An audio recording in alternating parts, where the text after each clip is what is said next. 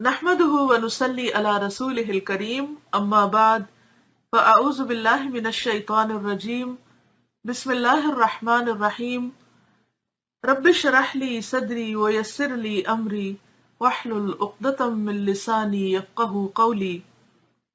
ہمارا آج کا موضوع ہے حدیدی اخلاق۔ حدیدی کا لفظ جو ہے یہ حدید سے ہے۔ حدید کہتے ہیں لوہے کو، آئرن۔ اور آئرن کس چیز کی علامت ہے؟ اسٹرینتھ کی، قوت کی۔ قرآن مجید میں ارشاد ہوا ہے کہ ہم نے اپنے رسولوں کو نشانیوں کے ساتھ بھیجا اور ان کے ساتھ اتاری کتاب اور میزان، تاکہ لوگ انصاف پر قائم ہوں۔ یعنی کتاب بھی اتاری اور میزان بھی اتارا۔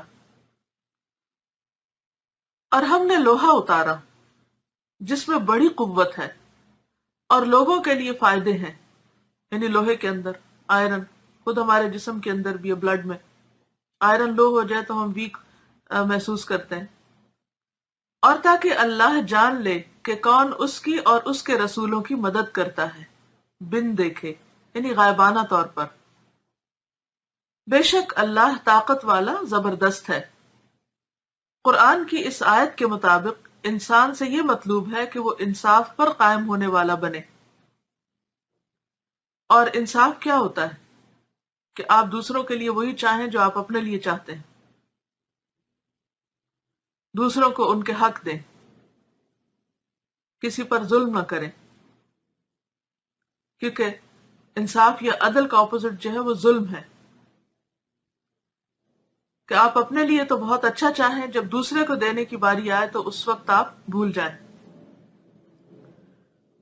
تو بہرحال یہ لکھتے ہیں کہ جس سماج یعنی سوسائٹی کے افراد انصاف پر قائم ہوں، اس سماج کو مختلف پہلوؤں سے اس کا فائدہ پہنچے گا۔ ایسے سماج میں امن ہوگا۔ یعنی پیس کا جو بنیادی ایک عنصر ہے وہ عدل و انصاف ہے۔ خواہ کوئی گھرانہ ہو، خواہ لوگوں کے ذاتی تعلقات ہوں، باہم دوستی ہو، کوئی بھی ہو تعلق، یا کوئی سوسائٹی کے لیول پر یا پھر انٹرنیشنل لیول پر، جب عدل و انصاف ہوتا ہے، ہر ایک کو اس کا حق ملتا ہے، ہر ایک کو جینے کا حق دیا جاتا ہے، کھانے پینے کا دیا جاتا ہے، تو پھر کیا ہوتا ہے؟ اس سے امن ہوتا ہے۔ اور جہاں انصاف نہ ہو وہاں بے چینی ہوتی، اور بعض اوقات وہ بے چینی آگے بڑھ کر ایک دوسرے کے گلے کاٹنے تک انسانوں کو پہنچا دیتی ہے۔ یہ لکھتے ہیں کہ جس سماج کے افراد انصاف پر قائم ہوں، اس سماج کو مختلف پہلوؤں سے اس کا فائدہ پہنچے گا۔ ایسے سماج میں امن ہوگا۔ ایسے سماج میں لوگوں کے حقوق محفوظ ہوں گے۔ ایسے سماج میں ہر آدمی کو یہ موقع حاصل ہوگا کہ وہ خدا کی نعمتوں میں سے اپنا حصہ آزادانہ طور پر لے سکے۔ یعنی اللہ نے جو نعمتیں سب کے لیے بنائی ہیں وہ سب کے حصے میں آئیں۔ ایسے سماج میں وہ تمام فائدے لوگوں تک بے روک ٹوک پہنچ رہے ہوں گے جو خدا نے انسانوں کے لیے مقدر کیے ہیں۔ انصاف پر قائم ہونا لازمی طور پر پختگی اور مضبوطی چاہتا ہے۔ اب اس جملے کو انڈر لائن کر لیجئے کہ انصاف پر قائم ہونا لازمی طور پر پختگی اور مضبوطی چاہتا ہے۔ موجودہ دنیا میں مختلف ایسے اسباب پیش آتے ہیں جو آدمی کو انصاف سے ہٹا دیں، جو اس کو بے انصافی کی روش پر چلنے کے لیے مجبور کر دیں، یعنی ظلم کی طرف لے جائیں۔ ایسی حالت میں صرف پختہ ارادہ اور مضبوط عزم ہی انسان کو مسلسل طور پر انصاف کی روش پر قائم رکھ سکتا ہے۔ دو چیزیں چاہیے انصاف پہ قائم رہنے کے لیے۔ کون سی؟ نمبر ایک، پختہ ارادہ، کہ انسان نیت کر لے، ارادہ کر لے کہ مجھے انصاف ہی پر قائم رہنا ہے۔ اور مضبوط عزم، یعنی عزم بھی ایک طرح سے ارادے ہی کا نام ہوتا ہے۔ لوہا علامتی طور پر یعنی سمبولیکلی اسی مضبوط کرداری کا سبق ہے۔ لوہے میں استثنائی طور پر یعنی ایکسپشنلی غیر معمولی سختی رکھی گئی ہے۔ It's very very hard. اس بنا پر وہ ان تمام چیزوں میں انسان کے لیے انتہائی کارآمد بن گیا ہے، یہ فائدے کا ہے جس میں سختی کی ضرورت ہو۔ سوئی سے لے کر مشین اور پل تک بے شمار چیزیں لوہے کی اسی نفع بخش صفت کا مظہر ہیں، یعنی اسی وجہ سے بنتی ہیں چیزیں۔ یہی مضبوطی انسان سے بھی مطلوب ہے۔ آدمی کو چاہیے کہ وہ اپنے انسانی فرائض ادا کرنے کے لیے لوہے کی طرح مضبوط بن جائے، یعنی اپنی ذمہ داریوں کو پورا کرنے کے لیے اس میں کمی بیشی نہ کرے، کمزوری نہ دکھائے۔ انسان کے اندر حدیدی کردار کا ہونا اس بات کی ضمانت ہے کہ وہ پختگی کے ساتھ سچائی پر قائم رہے گا، وہ ہر حال میں نفع بخش کردار کا حامل بنا رہے گا، یعنی خواہ اسے کوئی نفع پہنچتا ہے یا نہیں، اسے کوئی فائدہ ملتا ہے یا نہیں، لیکن وہ دوسروں کو فائدہ پہنچاتا رہے گا۔ یعنی انسان اپنے اندر یہ عہد اور ارادہ کر لے، عزم کر لے۔ حدید لوہا تشدد کی علامت نہیں، وہ مضبوطی کی علامت ہے۔ اسی لیے مضبوط آدمی کو حدیدی انسان، لوہا پرش کہا جاتا ہے، آئرن مین یا آئرن وومن۔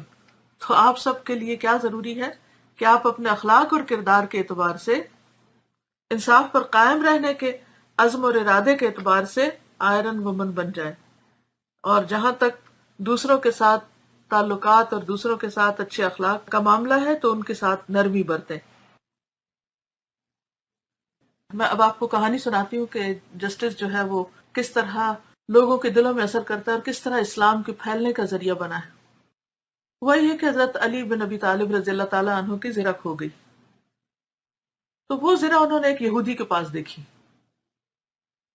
تو آپ نے یہودی سے فرمایا کہ یہ زرہ جو تمہارے پاس ہے یہ میری ہے اور فلاں دن مجھ سے کھو گئی تھی۔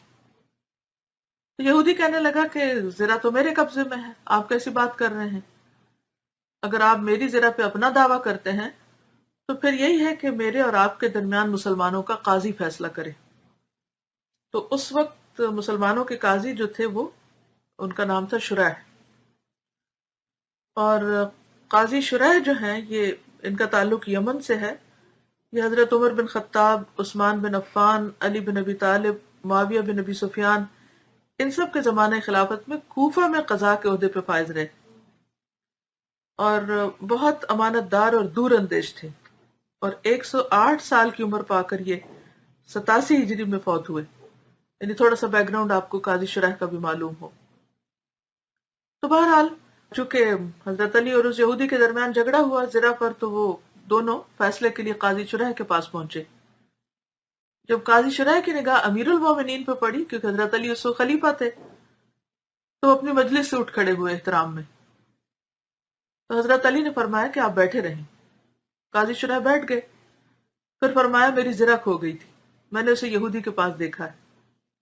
قاضی شریح نے یہودی سے پوچھا تمہیں کچھ کہنا ہے؟ اس نے کہا زرہ میرے قبضے میں اور میری ملکیت ہے۔ قاضی شریح نے زرہ دیکھی تو کہا کہ اللہ کی قسم، اے امیر المومنین، آپ کا دعویٰ بالکل سچ ہے، یہ آپ ہی کی زرہ ہے، لیکن قانون کے مطابق آپ کے لیے گواہ پیش کرنا واجب ہے۔ تو حضرت علی رضی اللہ تعالیٰ عنہ نے اپنے غلام قمبر کو گواہ کے طور پہ پیش کیا، اور اس نے آپ کے حق میں گواہی دی۔ پھر آپ نے حضرت حسن اور حسین کو عدالت میں پیش کیا، دونوں نے آپ کے حق میں گواہی دی۔ تو قاضی شریح نے کہا کہ آپ کے غلام کی گواہی تو میں قبول کرتا ہوں، لیکن ایک گواہ اور بھی چاہیے، کیونکہ 2 گواہ چاہیے تھے، اور آپ کے دونوں بیٹوں میں سے کسی کی گواہی قبول نہیں کر سکتا، کیونکہ اسلام میں باپ کے حق میں بیٹے کی گواہی قبول نہیں ہوتی۔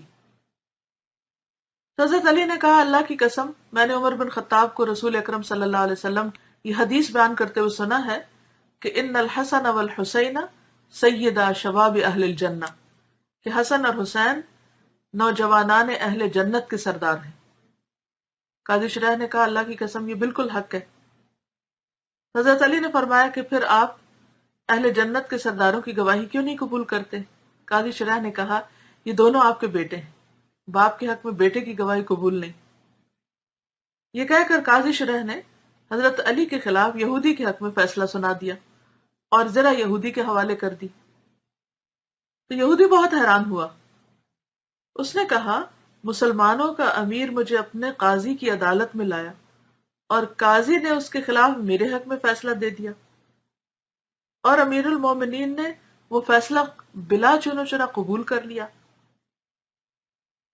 پھر یہودی نے حضرت علی کی طرف نگاہ اٹھائی، کہنے لگا امیر المومنین آپ کا دعویٰ بالکل سچ ہے، یہ ذرا یقیناً آپ کی ہے، فلاں دن آپ سے گر گئی تھی تو میں نے اسے اٹھا لیا، یہ آپ ہی کی ملکیت ہے، آپ اسے لے لیں۔ اور پھر کلمہ شہادت پڑھ لیا، اشہد ان لا الہ الا اللہ و اشہد ان محمد الرسول اللہ۔ حضرت علی نے فرمایا میری یہ زرہ بھی اور یہ گھوڑا بھی تمہارا ہے۔ تو یہ ہے مسلمانوں کا عدل و انصاف، جس کی وجہ سے اسلام پھیلا۔ اور اس میں بہت سارے سبق ہیں، بہت سے بہترین پہلو ہیں، لیکن یہ سب تقاضا کرتا ہے کس چیز کا؟ آئرن مین ہونے کا، کہ انسان حق پر بھی ہو،